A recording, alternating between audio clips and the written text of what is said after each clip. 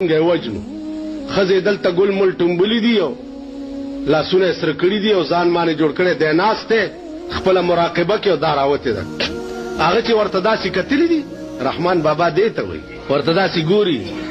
ورته وایي نن دې نوي شراب څکلي دي پوهېږما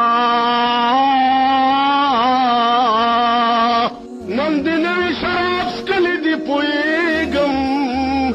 په رخسار دې ګل ټومبلي دي پوهېږما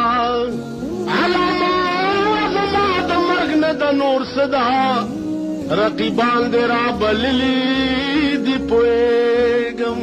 تا رقیب چې سره غوږ تر غوږ نږدې کړه ما هغه ساعت جړلي دي پوهېږم تا رقیب چې سره غوږ تر غوږ نږدې کړه ما هغه ساعت جړلي دي پوهېږم